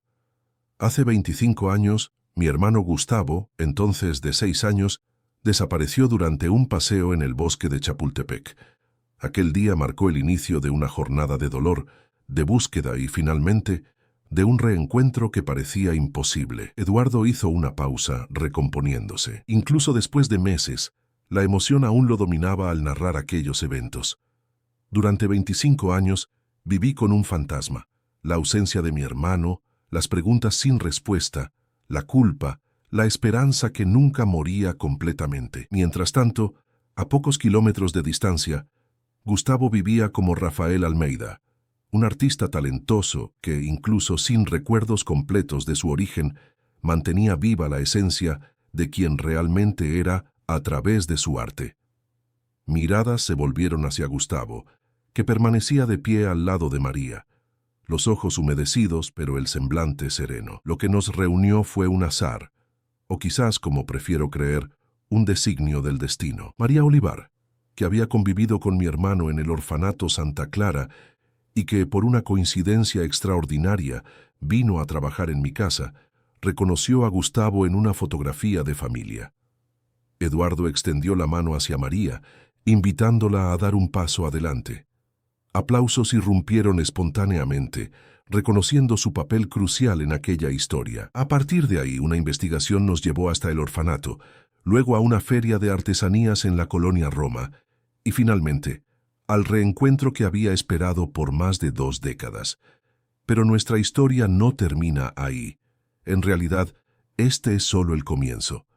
Eduardo hizo un gesto amplio, indicando el salón repleto y la pantalla cubierta detrás de él. Lo que vivimos, la separación, la búsqueda, las coincidencias casi milagrosas que nos reconectaron, nos hizo percibir algo crucial.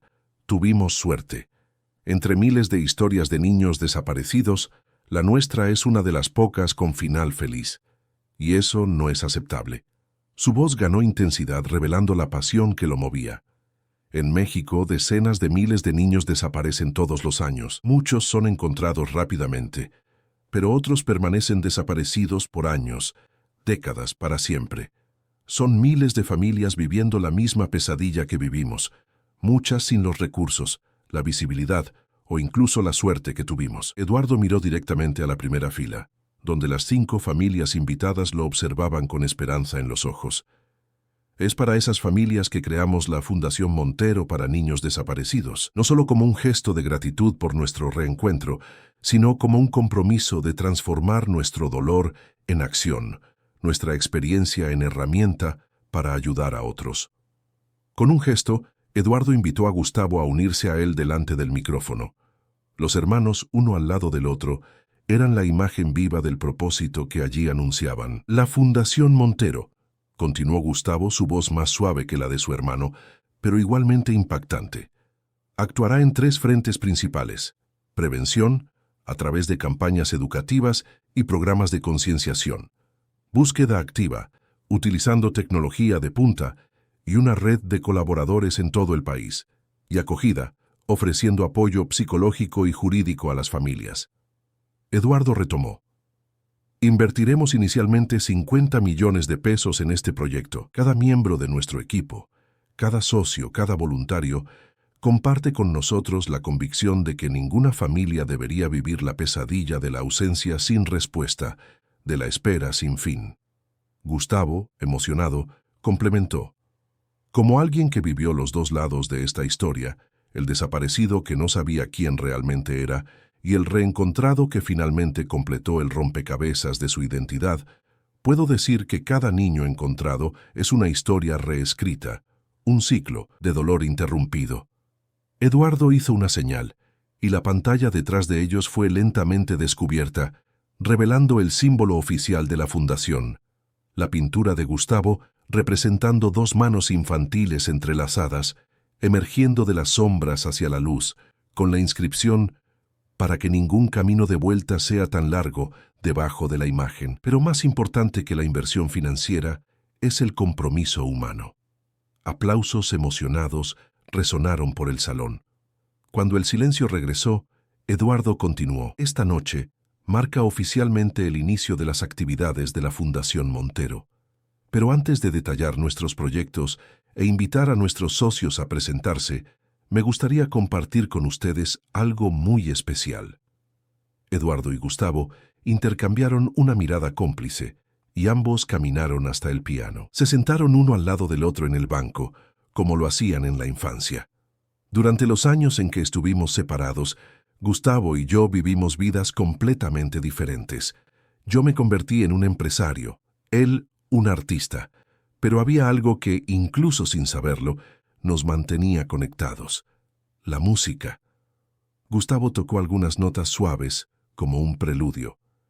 Esta es una composición que creamos juntos después de nuestro reencuentro. La llamamos 25 años en Do mayor. Es nuestra historia traducida en música, y ahora es también la banda sonora de la misión que abrazamos. Los hermanos comenzaron a tocar, sus manos moviéndose sobre las teclas en perfecta armonía, como si nunca hubieran sido separados. La melodía se iniciaba melancólica, en tonos menores, evocando pérdida y separación. Gradualmente, se transformaba, incorporando elementos de esperanza, persistencia, y finalmente culminaba en una progresión majestuosa y jubilosa, representando el reencuentro y la nueva jornada que comenzaba. No había ojos secos en el salón cuando la última nota resonó. El silencio respetuoso que siguió fue roto por una ovación de pie que parecía no tener fin. Cuando los aplausos finalmente cesaron, Eduardo retomó la palabra. Ahora nos gustaría presentar a las 5 familias que serán las primeras en recibir apoyo integral de la Fundación Montero. Sus historias nos inspiran y nos recuerdan por qué estamos aquí. Una a una las familias fueron invitadas al escenario. Estaban los Olivar, cuyo hijo de 12 años había desaparecido durante un viaje escolar 3 años antes. Los Santos, aún buscando a la hija llevada por el padre biológico a otro país. Los Álvarez, cuyo hijo autista se había perdido en una estación de metro y nunca había sido encontrado. Los Peralta, cuya hija adolescente había desaparecido de camino a la escuela. Y los Silva, que hacía 10 años buscaban al hijo que había salido a jugar fútbol y nunca había vuelto. Después de los testimonios emocionantes, Ricardo subió al escenario para presentar la estructura operativa de la Fundación. Un centro de operaciones en Ciudad de México, con filiales planeadas para Guadalajara, Monterrey y Puebla en los próximos 2 años. Equipos multidisciplinarios incluyendo investigadores, psicólogos, asistentes sociales y especialistas en tecnología, alianzas con organismos públicos y organizaciones internacionales, y un sistema de alerta rápida siendo desarrollado en colaboración con las principales redes sociales. Cada familia compartió brevemente su historia, su dolor, su esperanza renovada. Era visible como la presencia de los hermanos Montero, prueba viva de que los reencuentros eran posibles, incluso después de décadas, les infundía nuevo ánimo. María, por su parte, detalló los programas de prevención y educación, campañas en las escuelas, capacitación para profesionales de la educación y de la salud, materiales informativos en múltiples plataformas y una aplicación gratuita con consejos de seguridad y canal directo para denuncias.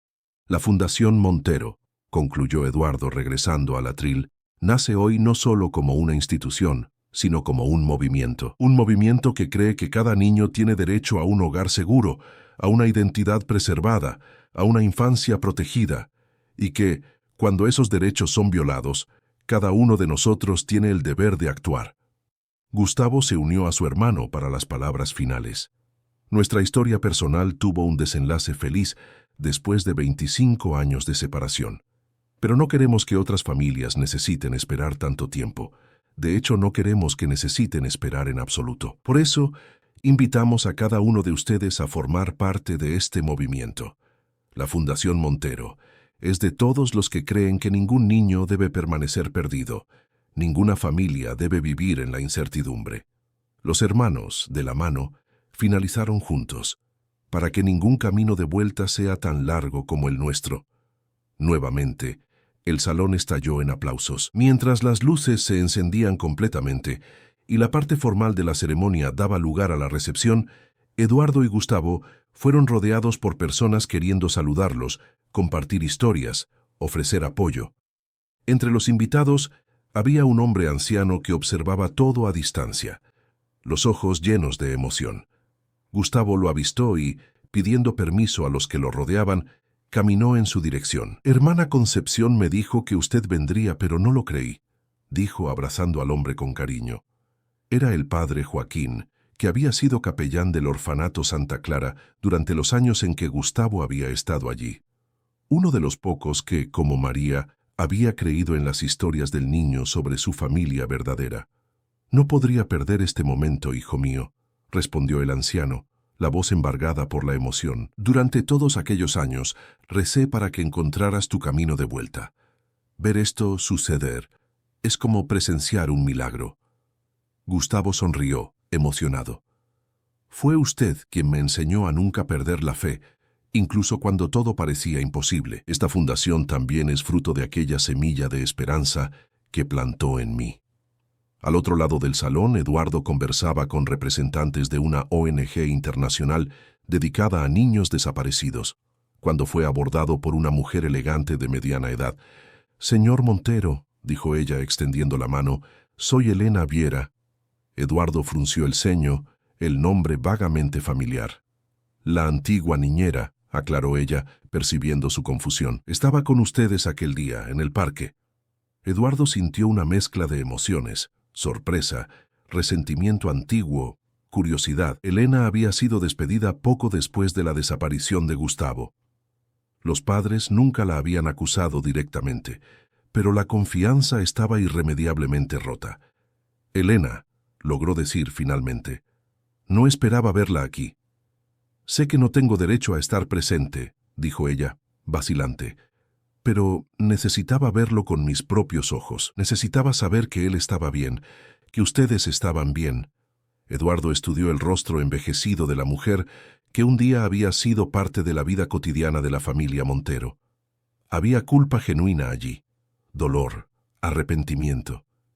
«¿Qué pasó aquel día?», preguntó, la pregunta que lo había atormentado durante años. Elena respiró hondo. «La llamada que recibí era de Vera. No la conocía personalmente, pero ella se presentó como asesora de su madre. Dijo que la señora Montero había sufrido un accidente y que yo debería ir inmediatamente al hospital, dejando a los niños con ella, que era de confianza». Eduardo sintió un apretón en el pecho, una trampa tan simple, tan eficaz. Cuando me di cuenta de que era una mentira, ya era demasiado tarde. Llamé a su casa, supe que su madre estaba bien. Corrí de vuelta al parque, pero ustedes ya no estaban allí. Lágrimas rodaban por el rostro arrugado de Elena. «Nunca me perdoné, señor Eduardo. Todos estos años cargué con esta culpa». Eduardo la observó en silencio, procesando aquella revelación tardía. Por tantos años había cultivado resentimiento contra Elena, responsabilizándola por lo que había sucedido. Ahora percibía que ella también había sido víctima de un esquema meticulosamente planeado. «Elena», dijo finalmente, «lo que sucedió no fue su culpa. Fuimos todos víctimas de personas inescrupulosas. Lo importante es que ahora finalmente Gustavo ha vuelto». La mujer se enjugó las lágrimas, aliviada. «Usted no se imagina lo que esto significa para mí. Poder ver que él está bien, que ustedes están juntos nuevamente. Venga», invitó Eduardo sorprendiéndose a sí mismo. «Quiero que conozca a mi hermano, no como el niño que perdimos, sino como el hombre extraordinario en que se ha convertido». Al otro lado del salón, Gustavo conversaba animadamente con el padre Joaquín cuando avistó a Eduardo acercándose, acompañado por una señora de cabellos grises que parecía vagamente familiar. «Gustavo», dijo Eduardo, «esta es Elena Viera. Ella era nuestra niñera cuando éramos niños». Los ojos de Gustavo se abrieron en reconocimiento. Fragmentos de memoria regresaron. Una mujer más joven, de cabellos oscuros, que lo llevaba a pasear, que contaba historias, que lo cuidaba cuando los padres estaban ocupados. «Doña Elena», murmuró extendiendo la mano. La mujer, temblorosa de emoción, tomó la mano ofrecida entre las suyas. «Mi niño, mírate, un hombre hecho y derecho, tan guapo, tan exitoso». Por un momento, Gustavo se sintió nuevamente aquel niño de 6 años, sosteniendo la mano de la niñera mientras observaban los cisnes en el lago del bosque de Chapultepec. «Agradezco mucho que haya venido», dijo sinceramente. En aquel momento, observando a su hermano y a la antigua niñera, Eduardo tuvo una epifanía. El ciclo estaba completo. El pasado, con todo su dolor y sus heridas, finalmente se reconciliaba con el presente. La tragedia que había dividido sus vidas se transformaba ahora en fuerza para unir a otras, para curar otros dolores, para encontrar otros caminos de vuelta. La noche avanzaba y la ceremonia de lanzamiento de la Fundación Montero se revelaba un éxito absoluto. Promesas de alianzas, donaciones y apoyo institucional surgían en cada conversación. La historia de los hermanos Montero había tocado corazones y movilizado voluntades, transformándose en un catalizador de cambios. Cerca de la medianoche, cuando el evento comenzaba a dispersarse, Eduardo encontró a Gustavo contemplando el símbolo de la fundación. Las dos manos entrelazadas, emergiendo de las sombras hacia la luz. «¿En qué piensas?», preguntó, parándose al lado de su hermano. Gustavo sonrió, sin desviar la mirada de la imagen.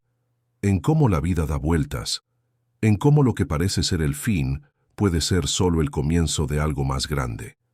Eduardo asintió, comprendiendo profundamente. «¿Crees que nuestros padres estarían orgullosos?». «Estoy seguro que sí», respondió Gustavo, colocando el brazo alrededor de los hombros de su hermano. «No solo por el reencuentro, sino por lo que estamos haciendo a partir de él». Los hermanos permanecieron allí, uno al lado del otro, contemplando el símbolo que representaba no solo su historia personal, sino la misión que ahora abrazaban juntos. Una misión nacida del dolor, de la separación y de la esperanza que nunca había muerto completamente, incluso cuando todo parecía perdido. «Para que ningún camino de vuelta sea tan largo como el nuestro», murmuró Eduardo, repitiendo el lema de la fundación. «Para que ninguna familia tenga que esperar 25 años por un reencuentro», completó Gustavo. Y en aquella promesa compartida se sellaba un pacto que transformaría el sufrimiento en propósito, la tragedia personal en misión colectiva. El camino de vuelta de los hermanos Montero había sido largo y tortuoso, pero ahora, juntos, allanarían caminos más cortos y más iluminados para otros que, como ellos, buscaban completar el rompecabezas de sus vidas interrumpidas.